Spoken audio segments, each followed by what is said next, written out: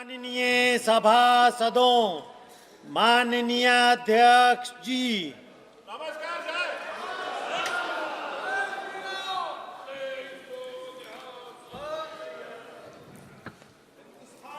प्रश्नकाल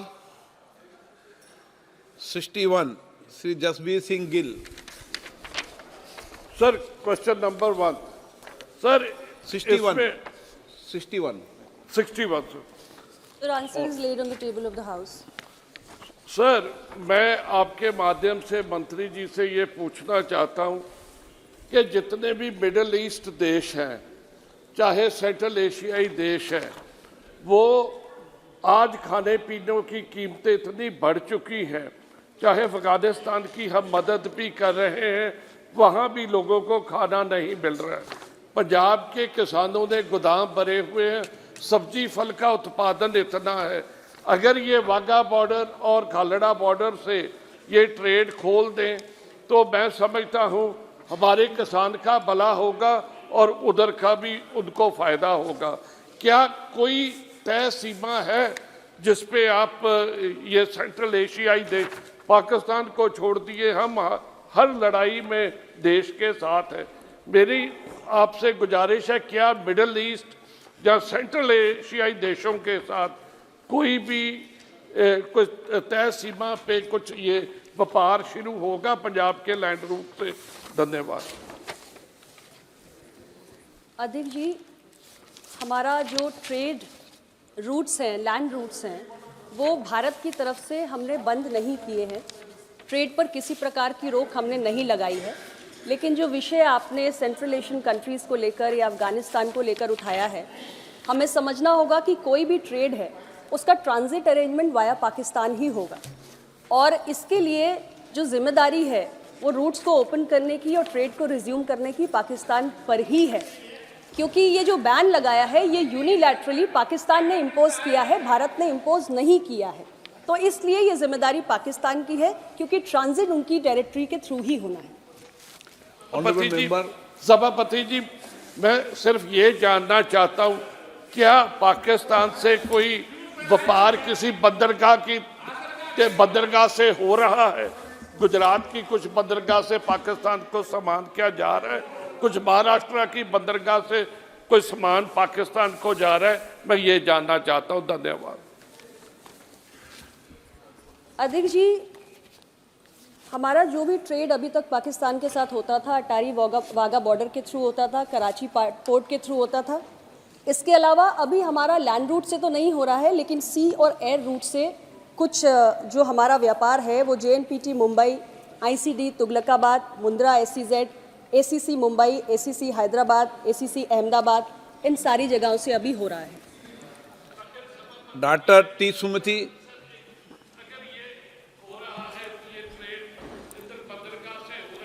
Thank you very much, Speaker Sir, for having given me this opportunity to raise a question. Sir, I would like to inform this August House through you, sir. Tamil Nadu has recently organized a successful Global Investors Meet 2024, and it has been proven as a state with a very eco-friendly system, investing the open investors, and as many as 631 MOUs were signed with an investment commitment of 60,064 180 crore and a lot of job opportunities enforced.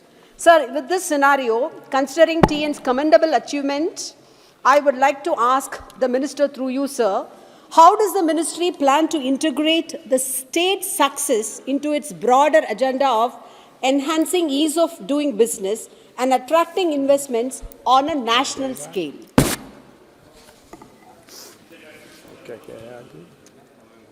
Sir, how does it relate to the subject under discussion? I fail to understand. I would like to honorable member to clarify.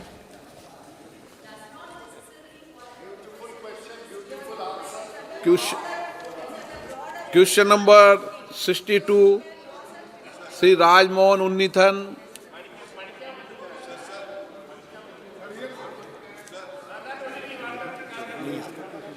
माननीय मंत्री जी पर रखा गया है। Benny Banan. Sir, this question is regarding the railway overbridge. Sir, in my constituency, there is a railway station named Angamali, and Angamali is one of the most important railway stations in Kerala. This station is known as Angamali for Kaladi, because the Kaladi, the birthplace of Adi Shankara, is very near to this station. And nowadays, this international airport of Cochin Airport is very near. But, sir, Angamali is one of the rare railway stations having level cross across the platform. This proposal for ROB has been pending for the long time. Sir, this area, there is a large godown for Food Corporation. The head office, Mane Sudesh, please. Bethiye. the head office of State Bamboo Corporation, storage division of KSCB, and there are 200 small industrial units are there. And sir, this railway gate is which more than 85 trains pass through a day. And there is a proposal. It has accorded sanction for a proposal for ROB in this area by the railway board in a sharing base. So would you please, whether you give immediate steps to start the work there? Manya Adhyaksh ji, this flyover ROB to be constructed on the LC gate number 280. This is actually a case study in which how the lack of cooperation from a state government can lead to serious lack of development. Sir, this ROB on Kutikulam was sanctioned in 2006 and 2007. State government had actually requested that they should be doing this work. So the work was entrusted to the state government. State government took the work.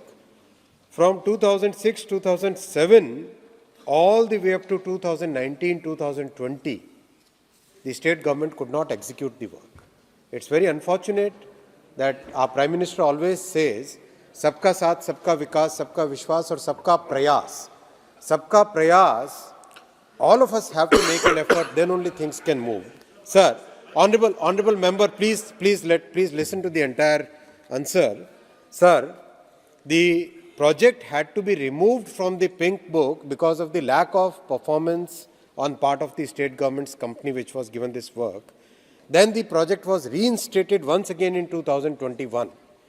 I am very sadly saying it, sir, even today, the government of Kerala has absolutely no interest in development of railways. Sir, Honorable Prime Minister has given 2,191 crore allocation for Kerala, but the state government, which was getting only 372 crore earlier, but the cooperation from the state government is lacking, due to which the state government, the projects in Kerala are suffering, sir. Sri Narayan Bhai Kawadia. Kachadia ji. Narayan Bhai. धन्यवाद अध्यक्ष जी। पहले तो मैं हमारे देश के आदरणीय प्रधानमंत्री नरेंद्र मोदी जी का बहुत बहुत आभार व्यक्त करता हूं और सभी रेलवे मंत्रियों का भी बहुत बहुत आभार व्यक्त करता हूं कि पूरे देश में रेलवे के अंदर जो काम हुआ है पिछले आज़ादी के बाद नहीं हुआ था, इतने 10 साल में काम हुआ, इसीलिए मैं मंत्री जी को भी बहुत बहुत बधाई देता हूं। और मेरे क्षेत्र अमरेली गुजरात में 1962 में जो रेल पटरी लगी थी, वो हमारी नरेंद्र भाई मोदी जी की सरकार आने के बाद वहाँ गेज कन्वर्जन का काम हुआ है। तो आज मैं मंत्री जी को इसके लिए भी बधाई देता हूँ। और एक मेरा छोटा सा इश्यू है, जो अमरेली खिजड़िया से अमरेली, अमरेली से चलाला, चलाला से धारी, धारी से विसावदर, विसावदर से वेरावल सोमनाथ, वो पूरा गेज कन्वर्जन का प्रपोजल रख दिया गया है, लेकिन फॉरेस्ट के हिसाब से अभी अटका हुआ है। तो खिजड़िया से अमरेली तक का गेज कन्वर्जन का टेंडर भी निकल चुका है। तो मैं अन्य मंत्री जी से जानना चाहता हूं कि वो काम कब शुरू होगा। और हमारा ढस्सा से महुआ तक और ढस्सा से जेतलसर जूनागढ़ तक का इलेक्ट्रिफिकेशन का काम भी बहुत स्लो चल रहा है। तो उसके लिए भी मैं मंत्री जी से रिक्वेस्ट करता हूं कि जल्द से जल्द वो काम ज़्यादा गति ले। और हमारा नया अमृत भारत स्टेशन, उसका काम भी बहुत, मेरे क्षेत्र में 4 नया स्टेशन बन रहा है, तो उसका काम भी स्लो चल रहा है। तो मंत्री जी से मैं विनती करता हूं कि जल्द से जल्द ये काम पूरा हो। और मैं बहुत बहुत धन्यवाद देता हूं, दिलो जान से धन्यवाद देता हूं। धन्यवाद। माननीय अध्यक्ष जी, जिस सेक्शन की बात मान्यवर सांसद जी कह रहे हैं वो बहुत ही एक इम्पॉर्टेंट सेक्शन है गुजरात में। अमरेली से विसवदार खेजड़ली होके आगे सोमनाथ की तरफ जाने वाला जो उसमें जो गिर का फॉरेस्ट है, गिर के फॉरेस्ट के थ्रू इसका अलाइनमेंट जाता है सर। इसीलिए माननीय अध्यक्ष जी बहुत ही सोचे समझे तरीके से जो सेक्शन गिर के फॉरेस्ट को अफेक्ट नहीं करता है वो सेक्शन अप्रूव कर दिया गया है और अभी 3-4 महीने पहले ही ये फैसला लिया गया है। माननीय सांसद जी के पास पूरी जानकारी भी है और ऑलरेडी उसका टेंडर करके काम को आगे बढ़ाने का प्रयास स्टार्ट कर लिया गया। श्री अधीर रंजन चौधरी जी। Sir, I may be indulged to deviate a little from the core of the questions. Honorable Minister, without having any compunction of qualm, I must say that you are an affable and competent minister. But at the same time, I will simply charge you that you are not as good as your word. You are not as good as your commitment. In the house itself, प्रश्न पूछे। Sir प्रश्न यह कि 2014 साल में हमारे constitution में 131 ROB जिसको कहते हैं कि पंचानन तला आरओबी आप जानते हैं वो अभी तक खत्म नहीं है, आधा अधूरी पड़े हुए हैं। On the pretext of state government participation you cannot shirk your own responsibility also. Second thing, आपने ये वादा किया था ये सदन के अंदर, मैं नहीं बहुत सारे एमपी एक साथ आपको यह गुजारिश किए थे कि आप कोविड के बाद एक जगह 10 रुपया लेते हैं भाड़ा, दूसरी जगह 30 रुपया लेते हैं, एक ही दूरी है, दूरी एक है। गंगा के इस पार जिसका भाड़ा 10 रुपया, गंगा के उस पार 30 रुपया, कैसे चलते हैं इस तरीके की एनोमली? फिर भी आप इसको करेक्ट नहीं करते, ये नहीं सुधारते, आप बार बार अपने वादा करते हुए नहीं करते कुछ। मान्यवर सभापति महोदय, पहले तो मैं मान्यवर एलओपी साहब को धन्यवाद देना चाहूँगा कि उन्होंने भारत सरकार के काम की, मोदी जी के काम की तारीफ की और आपकी ये तारीफ उस हाउस में भी बहुत ही, वहाँ भी एलओपी साहब ने इस बार तो घोषणा ही कर दी थी, घोषणा ही कर दी थी। कहा रेल मंत्री जी की तो तारीफ की है ना। तो भारत सरकार का काम सर, मोदी जी का काम आज सारा देश देख रहा है। सर आपने जो फ्लाईओवर की बात उठाई माननीय अध्यक्ष जी, बहुत खुशी की बात है कि पिछले वित्तीय वर्ष में रिकॉर्ड स्तर पे 1000 फ्लाईओवर्स और अंडरपासेस देश भर में बने। तो मोदी जी ने जिस तरह से रेलवे का ट्रांसफॉर्मेशन किया है उसमें अनफॉर्चुनेटली कुछ एक राज्यों में दिक्कत है, बाकी सब जगह बहुत अच्छा कोऑपरेशन मिल रहा है।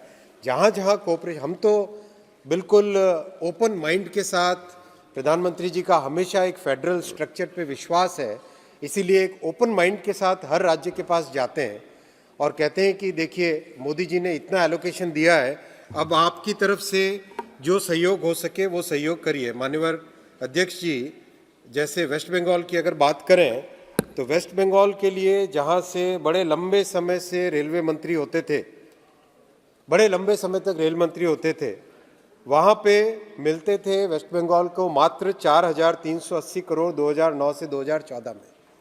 आज मोदी जी वेस्ट बंगाल को 13,280 करोड़ रुपए दे रहे हैं, 13,280 करोड़। आप अगर सुनिए साहब, हाँ प्रश्न का जवाब सुनिए, जवाब सुनिए सर। माननीय अध्यक्ष जी, आज भी कुछ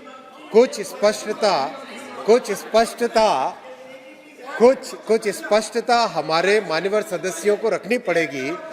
संविधान का प्रावधान बहुत स्पष्ट है, लैंड एक्विजिशन में राज्य सरकार की मदद चाहिए ही चाहिए, लॉ एंड ऑर्डर में राज्य सरकार की मदद चाहिए ही चाहिए। माननीय अध्यक्ष जी, प्रश्न माननीय एलओपी साहब का प्रश्न मेन प्रश्न से अलग था, फिर भी मैं इस प्रश्न का जवाब दे रहा हूँ कि एज फार एज पॉसिबल हर एक आरओबी में राज्य सरकार के सहयोग से, फ्लाईओवर के लिए राज्य सरकार के सहयोग से तेजी से प्रयास चल रहा है। माननीय एलओपी साहब के साथ मैं पर्सनली भी बात कर चुका हूँ।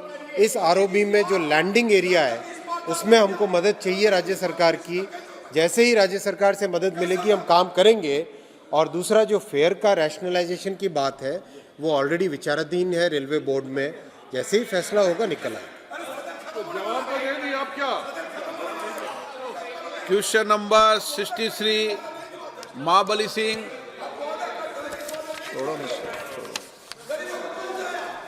Question number 63।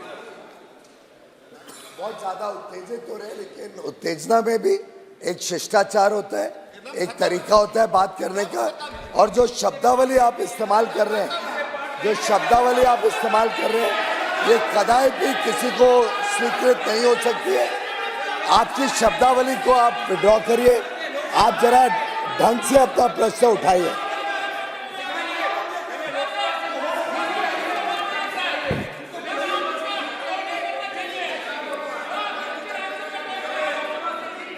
Question number 63 Mahabali Singh. Question number 63।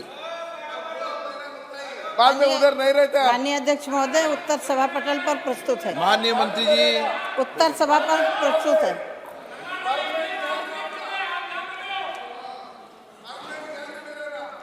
माननीय सदस्य। अध्यक्ष महोदय, आजादी के बाद बिहार में 35 चीनी मिलें काम करती थी, लेकिन धीरे धीरे 26 चीनी मिलें एक एक करके बंद हो गई। मात्र बिहार में अभी 9 चीनी मिलें काम कर रही है महोदय। हम माननीय मंत्री महोदया से जानना चाहते हैं कि जो चीनी मिलें बिहार में बंद हैं, क्या उस चीनी मिलों को आप चालू करना चाहती हैं? माननीय मंत्री जी। माननीय अध्यक्ष महोदय, यद्यपि ये चीनी मिल लगाना केंद्र सरकार का विषय नहीं है। इसमें 2098 में एक विषय आया था जिसमें इसको बाहर कर दिया गया था। बिहार में सदस्य ने स्वीकार किया है। राज्य सरकारें या लगाने वाले जहाँ चाहें वहाँ लगा सकते हैं। केंद्र सरकार का कोई हस्तक्षेप नहीं। माननीय सदस्य। अध्यक्ष महोदय, हम माननीय प्रधानमंत्री जी ने चीनी उद्योग के लिए इतना बहुत बड़ा अभी हाल में काम करने की बात कही है, और माननीय मंत्री महोदया कह रही हैं कि ये राज्य सरकार की काम है। अरे ये तो चीनी मिल को केंद्र सरकार के अधीन है, केंद्र सरकार को काम में करनी है। तो ये जो बंद चीनी मिलें हैं, इसको केंद्र सरकार क्या चालू करने का विचार नहीं रखती? और दूसरा मेरा अनुपूरक प्रश्न है महोदय कि जो किसान जो है ये गन्ने का उत्पादन महोदय बहुत परिश्रम से करते हैं, चाहे बिहार का सवाल हो चाहे उत्तर प्रदेश का सवाल हो, और उनका उत्पादन का सही मूल्य और समय पर उनका भुगतान नहीं होने के चलते एक साल से 2 साल तक किसान मिल का प्रबंधक का चक्कर काटते रहते हैं महोदय। तो क्या सरकार ऐसा कोई कानून बनाना चाहती है जो किसानों का भुगतान सही समय पर मिल सके? माननीय अध्यक्ष जी, माननीय सांसद महोदय ने बहुत अहम सवाल उठाया और बहुत अच्छा सवाल है कि देश में आज क्या परिस्थिति है और पहले क्या परिस्थिति थी। दुर्भाग्य से सिर्फ ये लगता है कि माननीय महिपाल जी शायद अभी तक इतिहास के पन्नों में ही रहते हैं। उनको महाबली सिंह जी शायद इतिहास के पन्नों में ही हैं। उन्हें ध्यान नहीं है कि गत 10 वर्षों में क्या क्या परिवर्तन हुआ। चीनी मिलों में आज से 10-12 साल पहले कैसे गन्ना किसानों को तकलीफ होती थी, सही मूल्य का भुगतान समय पे नहीं होता था, सड़कों पे हाईवे पे आके उनको आंदोलन करना पड़ता था अपने पैसे के लिए। ये स्थिति मान्यवर आज से 12-15 साल पहले थी। प्रधानमंत्री नरेंद्र मोदी जी ने 2014 में जब सरकार की कमान संभाली, तब उन्होंने पूरे चीनी के व्यवसाय में, चीनी के उत्पादन में, गन्ना के उत्पादन के पूरे विषय को बहुमुखी सोच के साथ अपने दूरदर्शी परिणाम को सामने रखते हुए कई सारे कदम उठाए। उदाहरण के लिए चीनी मिलों को सही दाम मिले, चीनी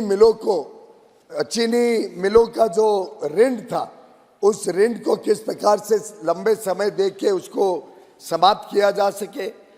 गन्ना किसानों की भुगतान करने के लिए चीनी मिलों के पास जो पैसे का अभाव रहता था उसको पूरा करने के लिए इथेनॉल को प्राथमिकता दी गई।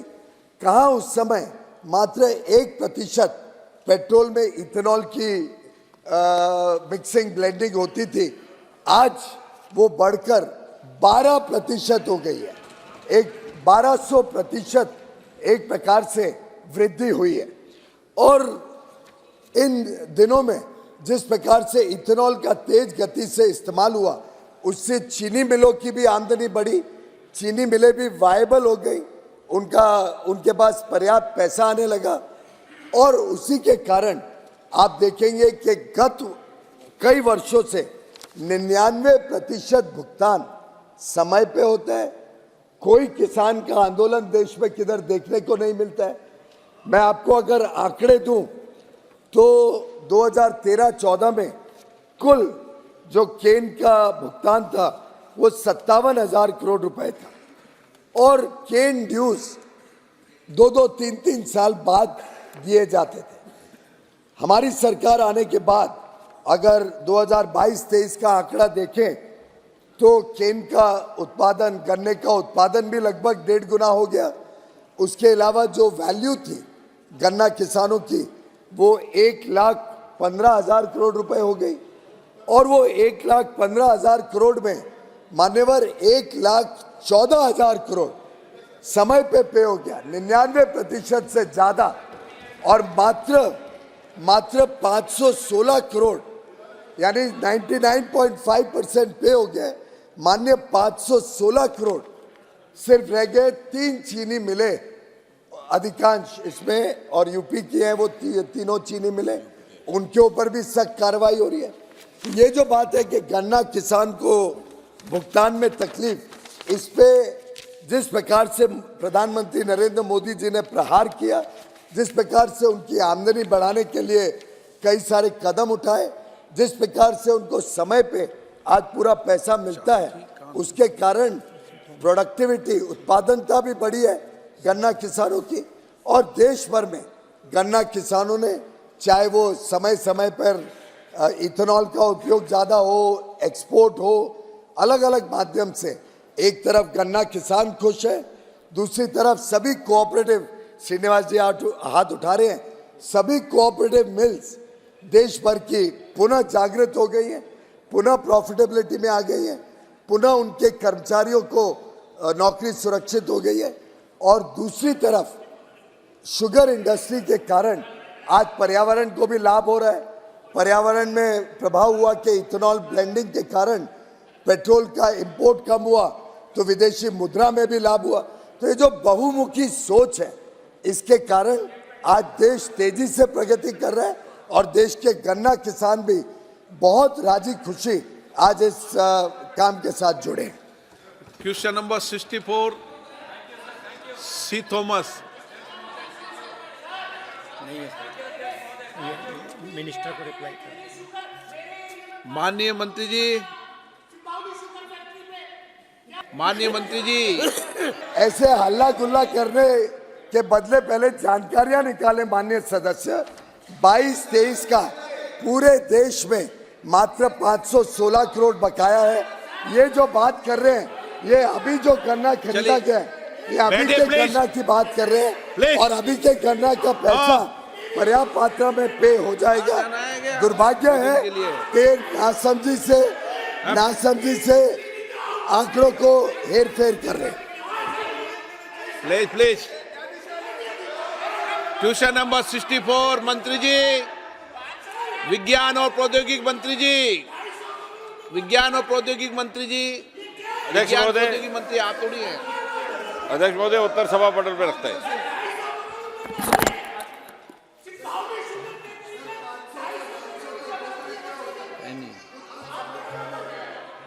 शशि थरूर जी, आप Thank you very much. Thank you very much, Mr. Speaker. I would like to applaud the Wise Kiran scheme, which promotes women in STEM subjects in our education system. I must say, sir, this is very, very interesting because the need is great. I have had the great pleasure, sir, of conducting, as the main speaker, a number of convocations in our country in the course of the last few years that I've been an MP, the last 15 years.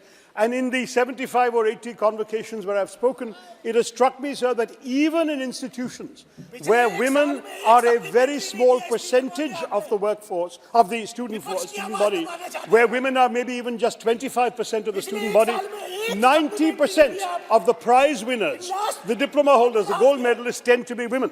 This has led me to believe that the future is female, sir, and I'm glad we're doing this scheme. Having said that, however, it is also true that only 1/3 of the women, despite their great successes in the education system, only 1/3 of the women actually are in STEM careers. And what is particularly worrying, sir, is that promotions in STEM careers seem to be denied to women. We are seeing a situation in which pretty much in every STEM discipline, the top positions are regularly occupied by men.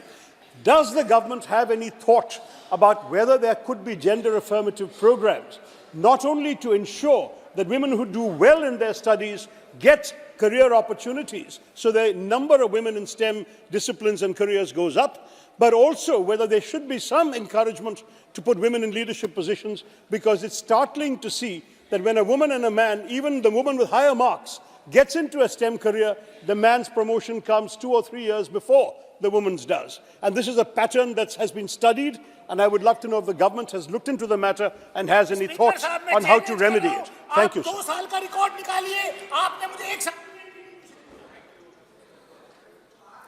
Speaker, sir, at the outset I have to thank Honourable Member Shri Shashi Tharoor ji for having appreciated the WAS scheme, and I once again wish to reassure the entire House that this government has already been giving highest priority to enhance the role of women in every sector.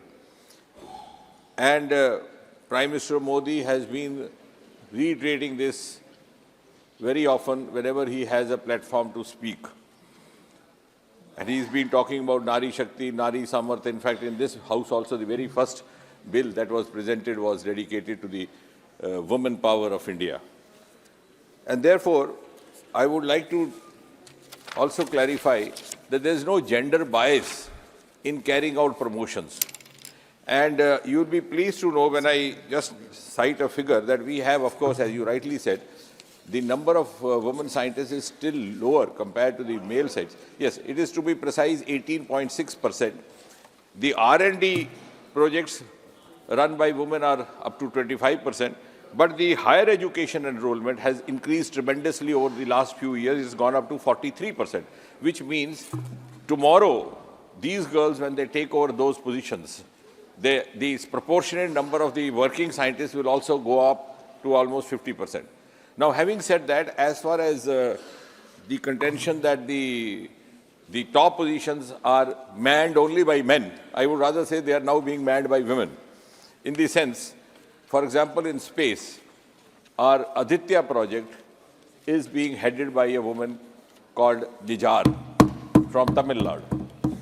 Similarly, the Chandrayaan project, the joint director, the number 2, is again a lady called Kalpana from Karnataka.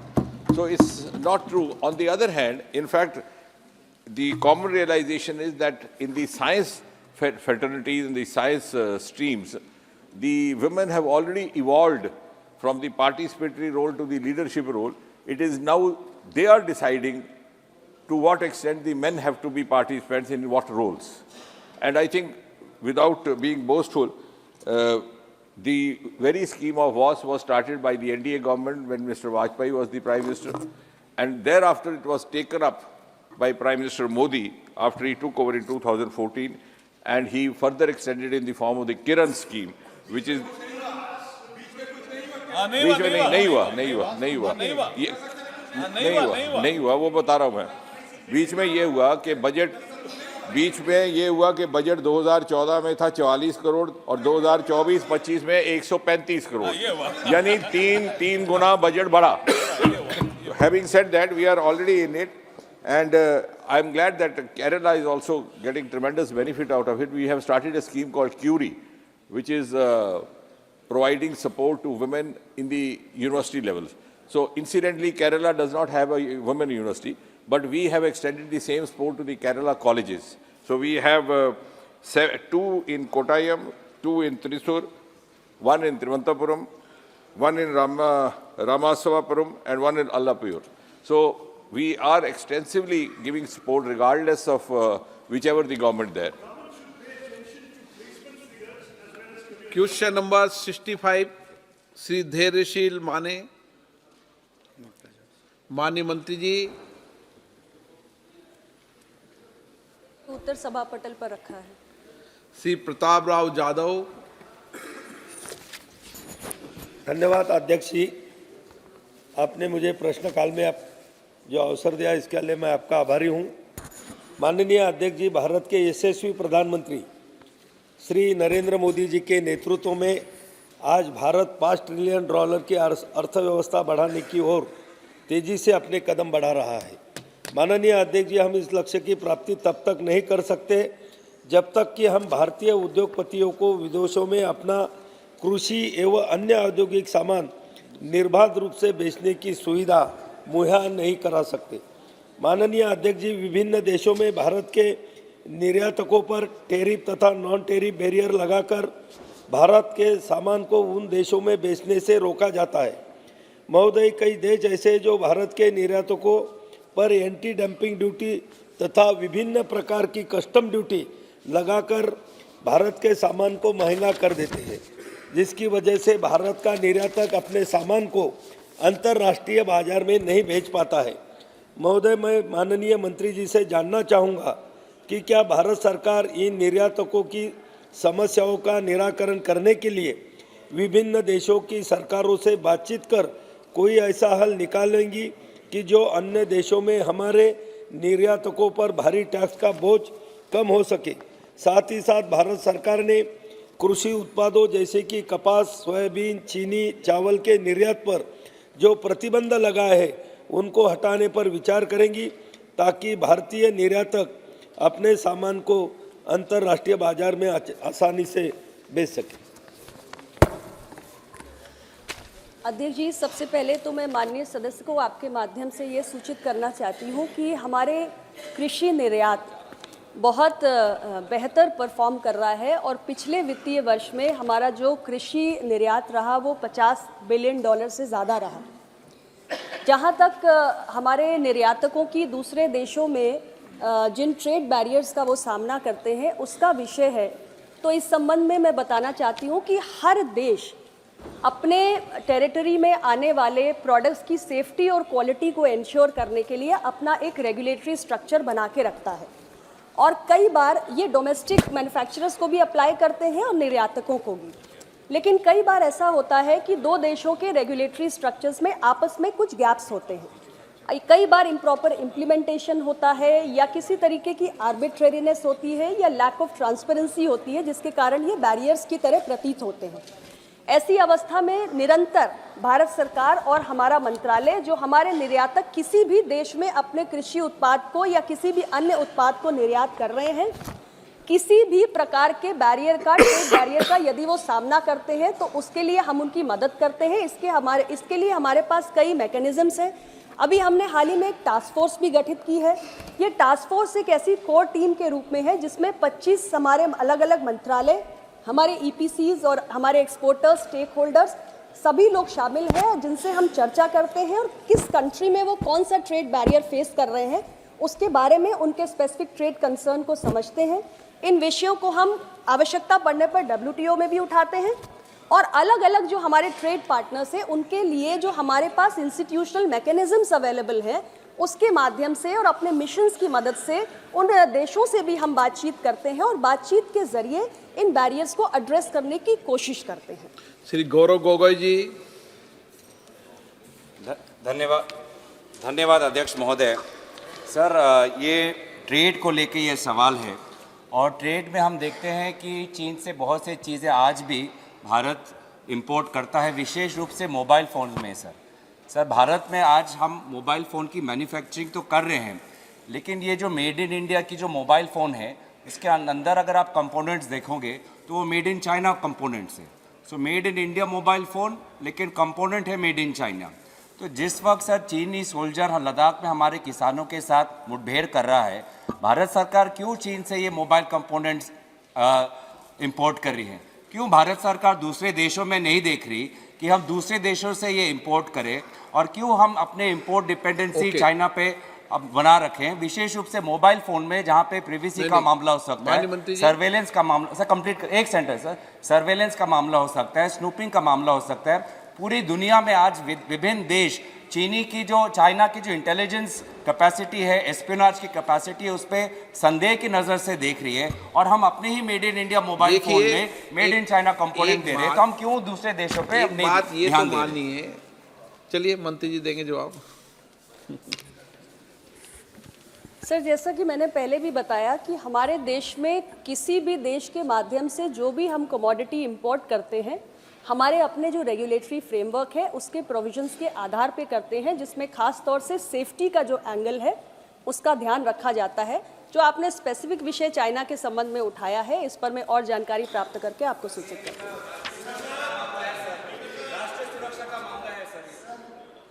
सबसे पहले तो मैं माननीय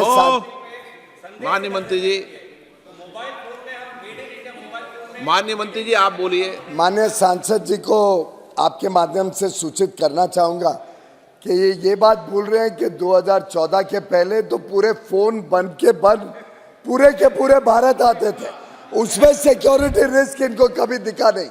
इनको कभी दिखा नहीं किस प्रकार से बने बनाए फोन के अंदर चिप्स वगैरह के माध्यम से क्या आ सकता था। प्रधानमंत्री नरेंद्र मोदी जी ने आते ही मेक इन इंडिया को बल दिया, लोग भारत में आए, निवेश करें, और इसका एक सबसे बड़ा सक्सेस स्टोरी तो आज मोबाइल टेलीफोन मैन्युफैक्चरिंग है, जिसमें पूरी दुनिया में भारत ने डंका बजाया है। आज एप्पल जैसी कंपनी कहती है कि हम हर साल डबल करेंगे हमारा प्रोडक्शन भारत में, और विश्व में जो बनाते हैं उसका 25% भारत पे बनाएंगे। माननीय सांसद जी को यह भी सूचित करना चाहूँगा, ये एक प्रोसेस होता है, प्रक्रिया होती है।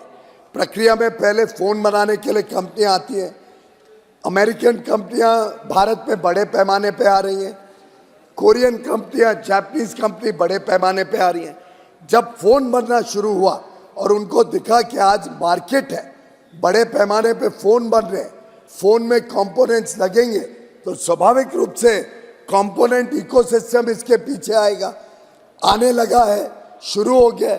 और उनको शायद ये जानकारी गलत है कि सब चाइना से कंपोनेंट आ रहे हैं। Component Korea, Japan, Taiwan, Europe, America, सभी देशों से टेक्नोलॉजी के हिसाब से। और मेरे मित्र अश्विनी जी को बधाई दूंगा कि उन्होंने बड़े सख्त प्रावधान लाए हैं। उन्होंने कंपनियों को मैप किया है, टेक्नोलॉजीज को मैप किया है, सिक्योरिटी कंसर्न्स के हिसाब से जो कंपनियां हमारे हित में नहीं है, जिन कंपनियों का सामान फोन में होने से कोई भी प्रकार का सुरक्षा के ऊपर आहत आ सकती है, उनको बंद किया गया है। और जो फ्रेंडली नेशंस है और फ्रेंडली नेशंस की सिक्योर सप्लाई चेन के ऊपर आज भारत सरकार बल दे रही है। प्रधानमंत्री नरेंद्र मोदी जी के नेतृत्व में प्रोडक्शन लिंक्ड इंसेंटिव स्कीम सफलता से इस देश में निवेश भी ला रही है, टेक्नोलॉजी भी ला रही है। और मेरा मानना है जिस तेज गति से इस इकोसिस्टम को भारत डेवलप कर रहा है, ये आगे भारत विश्व का सप्लायर बनेगा। और एक आखिरी में जानकारी आपके माध्यम से देना चाहूँगा, कल ही एक कंपनी मुझे टेलीकॉम की मिलके गई जो टेलीफोन बनाती है और अन्य प्रोडक्ट बनाती है, और उन्होंने अपने निवेश के प्लान्स बताए। उन्होंने बताया कैसे PLI सिस्टम से वो यहाँ और निवेश करना चाहते हैं, और पूरा इकोसिस्टम भारत लाके मेड इन इंडिया प्रोडक्ट, जिसमें मेड इन इंडिया कंपोनेंट्स भी हो। लेकिन इस प्रोसेस को एक समय सीमा लगती है, और ऐसे ओवरनाइट सुपरमैन की तरह आके मुझे लगता है कोई मोबाइल फोन यहाँ नहीं बनेंगे। जो काम माननीय प्रधानमंत्री मोदी जी ने किया है उसकी मैं समझता हूँ गौरव गोगोई जी भी दाद देंगे। Question number 66 K Muraleedharan. Question number 66 sir.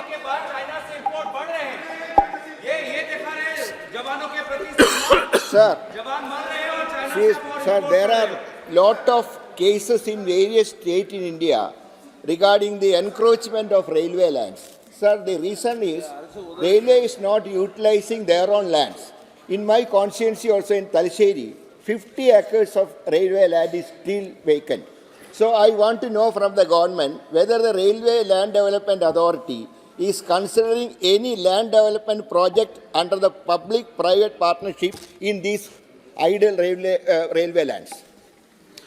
Honorable Speaker, sir, the railway lands basically are of three natures. The majority of the railway land which is shown as vacant railway land, that is basically the land along the railway tracks. That is practically the majority of the land which is shown as railway land available is basically along the railway tracks. That is kept reserved for expansion. As noticed in the budget, Honorable Prime Minister has very big vision for expansion of railway network. 3 major corridors have been approved, which will basically add about 40,000 kilometers. 40,000 kilometre और railway network में जुड़ेगा और किस तरह से एक तेजी से रेलवे का ओवरऑल डेवलपमेंट हो. So, Honorable Speaker, sir, most of the railway land is basically reserved for expansion. Outside that, whatever railway land is available is being taken up for development in various phases. Many interesting projects have been done in the recent past. In the last 10 years, some of these railway lands have been developed as housing complexes, some have been developed in other ways, but we are moving in a very systematic way, sir. Okay, Muralidharan ji. Sir, whether the government should consider these 50 acres land in Talasheri for the development of the railway. Members' suggestion is noted, sir. Deepak Ved ji. Manikam Tagore ji. Sir, Railway launched Amit Bharat station scheme for the development of the stations. As the it's among 118 stations are among that thing, as the reply Honorable Minister has replied. Aspirational districts, is there any specific plan to include more stations in aspirational district? Because aspirational district is which are all backward districts, and we all know that there needs special support for that. And my district is an aspirational district, and Sivakasi and Arupukote stations are not included in this scheme. And I'd like to request the Honorable Minister, will he consider including Sivakasi, which is a fireworks hub, and Arupukote, which is a handloom hub, to be included in the Amit Bharat station scheme? Thank you, sir. जी, मैं प्रधानमंत्री श्री नरेंद्र मोदी जी के vision को आपके माध्यम से सदन के सामने रखना चाहूँगा. प्रधानमंत्री जी ने एक ऐतिहासिक काम हाथ में लिया है, एक तरीके से भागीरथी काम हाथ में लिया है. 1300 स्टेशंस का रीडेवलपमेंट एक साथ आज चल रहा है और काम जिस तेजी से चल रहा है माननीय अध्यक्ष जी, देश में सौभाग्य मिला कई जगह स्टेशंस को ढंग से जाके देखने का. काम जिस तेजी से चल रहा है वो अपने आप में एक सुखदायक चीज़ है. आपके स्वयं के कोटा स्टेशन में भी अगर देखें और देश भर में कई जगह, भुवनेश्वर देखिए, अलम्बुर देखिए, बिहार में देखिए, झारखंड में देखिए, उत्तर प्रदेश में देखिए, मध्य प्रदेश में देखिए, सब जगह जैसलमेर, उधमपुर, जब कई मान्यवर सदस्यों के स्टेशंस जो बन रहे हैं, बहुत ही तेज़ी से काम हो रहा है. 1300 स्टेशन का रीडेवलपमेंट का एक साथ इतना बड़ा प्रोजेक्ट विश्व में कहीं पर शायद नहीं लिया गया होगा.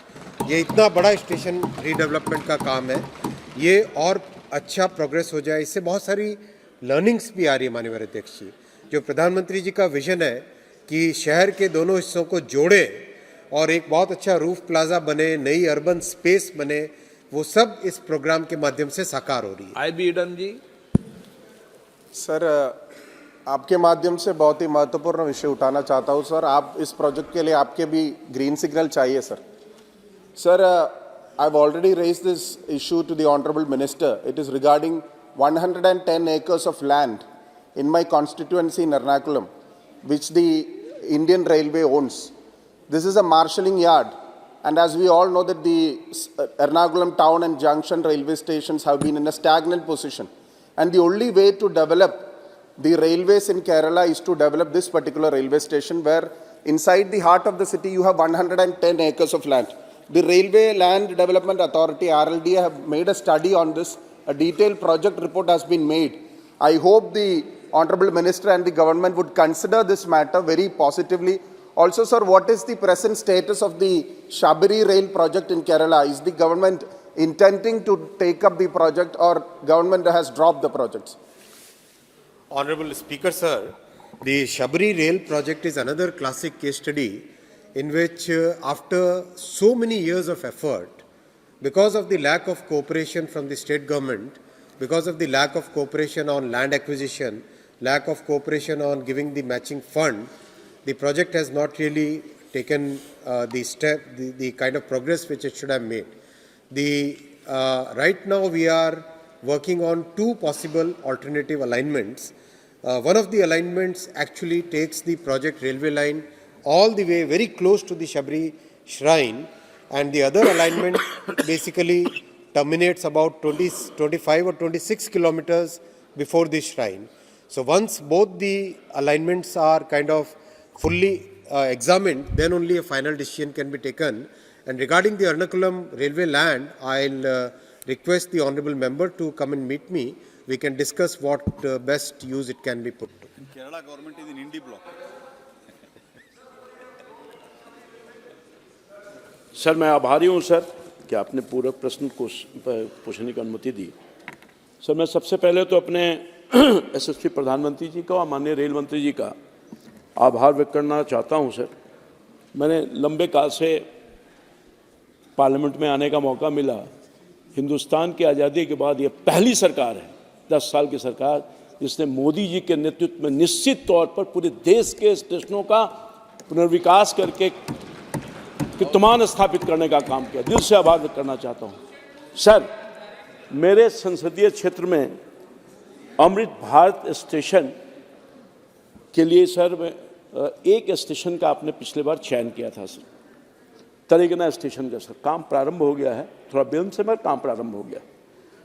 मैं आपके माध्यम से ये अनुरोध करना चाहूँगा और जानना चाहूँगा, आपने पिछली बार अनुरोध के बाद आपने कहा था अगले वित्तीय वर्ष में मैं और आपके इलाके के स्टेशन को मैं पुनर्विचार करूंगा उसके डेवलपमेंट के लिए।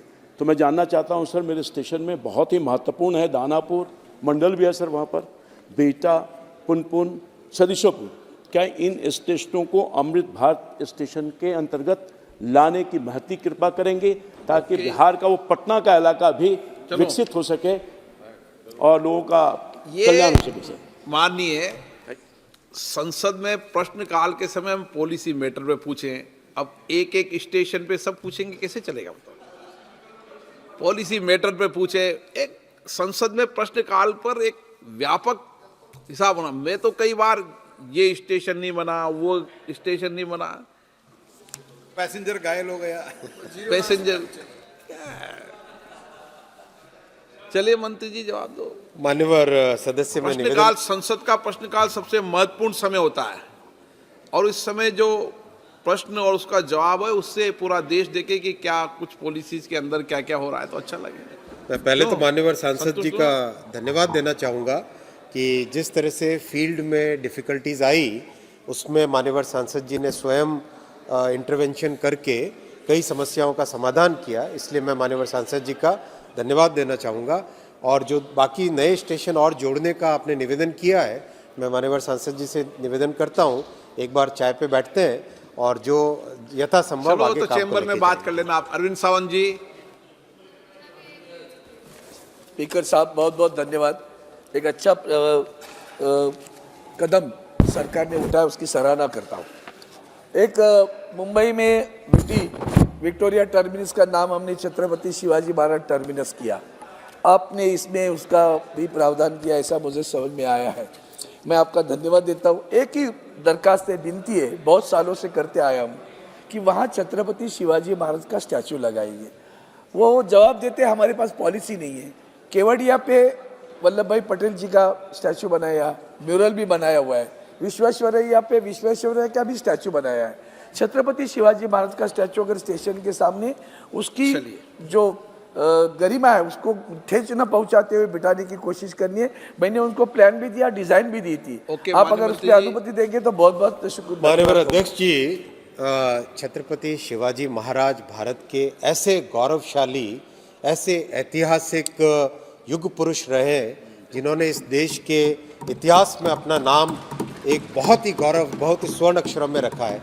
हम लोग तो बचपन से शिवाजी महाराज की कथाएं पढ़ते पढ़ते बड़े हुए।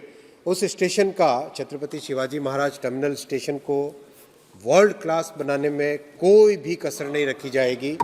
काम आरंभ हो गया है और ऐसा मान्यवर अध्यक्ष जी काम का जो डिज़ाइन हुआ है, मैं आपके सामने रखना चाहूँगा कि उस डिज़ाइन को जैसे कंप्लीट होगा ये काम आरंभ हो चुका है, लोग स्टेशन को देखने के लिए आएंगे, ऐसा मेरा विश्वास है। Question number 67 Shri Pashupatinath Singh ji.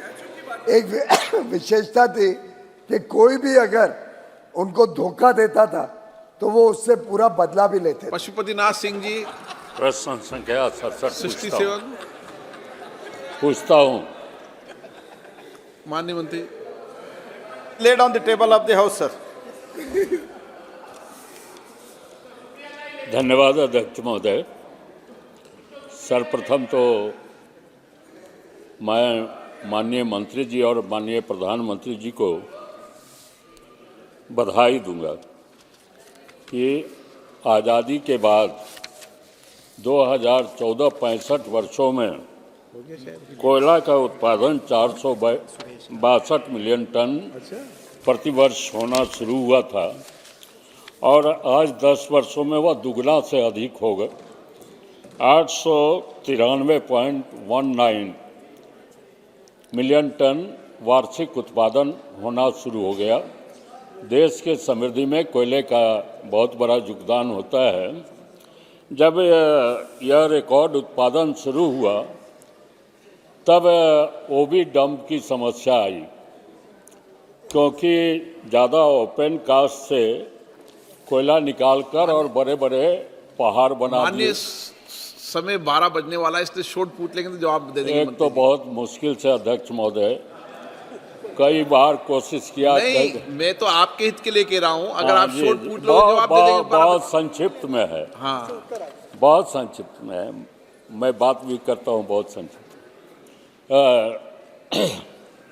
अब ओबी डंप की समस्या, भौगोलिक स्थिति बदल दिया कोलफील्ड का। कहीं तालाब हो गए, कहीं पहाड़ हो गया और वहाँ कोयला में आग लगी हुई है, विस्थापन की समस्या है।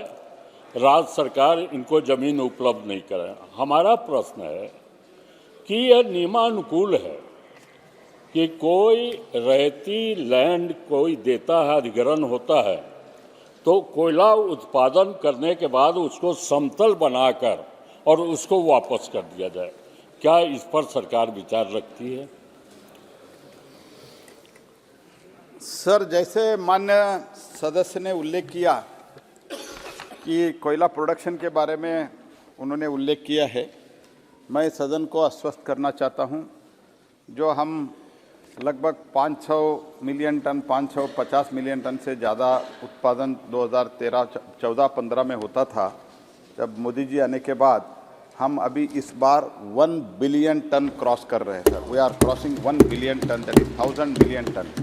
मैं ये भी आश्वस्त करना चाहता हूँ कि देश कोयले में पक्का जो सब्स्टिट्यूएबल जो कोल है, इंपोर्ट सब्स्टिट्यूएबल जो कोल है, उसमें आत्मनिर्भर हम बनेंगे, ये भी मैं आश्वस्त करना चाहता हूँ। इसके साथ ही साथ जो ओबी रिमूवल जो है, ओबी बर्डन जो है, तो एक इशू है, लेकिन इसके लिए जो रेगुलेटरी सिस्टम है और रेगुलेटरी सिस्टम इन प्लेस है। Director general of mine safety तो रेगुलर इंस्पेक्शन करते हैं ओबी डम्प्स का, उसका ज्योमेट्री कैसा है, स्लोप स्टेबिलिटी राडार भी, इसका भी उपयोग कई जगह हो रहा है, लेकिन पूरा उसका फ्लैटनिंग करके रिफिल करके हमको वापस करने का पॉलिसी आज के दिन में हमारे नहीं है, क्योंकि उसके एक बार ओपन कास्ट में माइनिंग पूरा करने के बाद रिफिल करने के लिए, और रिफिल करने के बाद वो नीचे गिरता है, इसके कारण बहुत समय लगता है। और उसमें हमने इको पार्क बनाया है, उससे जो सैंड उत्पन्न होता है बालू, वो बालू हम उसका उपयोग कर रहे हैं।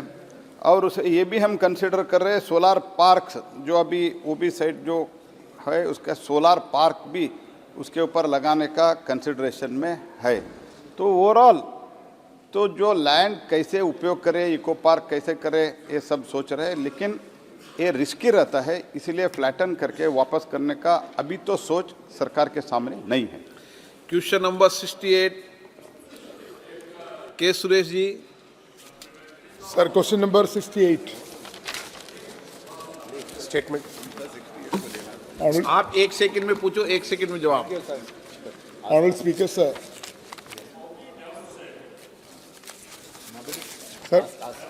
myself, आप पूछ ले, कोई बात। Sir, first of all, I would like to congratulate Honorable Railway Minister to take up various railway stations for redevelopments. Sir, in my constituency, Mavelikara, also included the Amrit Park scheme. The tender has been floated. Unfortunately, that tender was cancelled. Now the work has been delayed. So I would like to ask the Honorable Minister when this work will be restarted. And also, Chenganur is the gateway of Shabarimala. That railway station also included the second phase of the redevelopment, but work has been not taken up. These two important questions, Honorable Minister kindly reply. Honorable Speaker, sir, Honorable member has asked a very specific question about the Mavelikara railway station. Unfortunately, the first tender which was awarded, that was not performed and the tender had to be cancelled. Already a fresh tender has been issued, sir.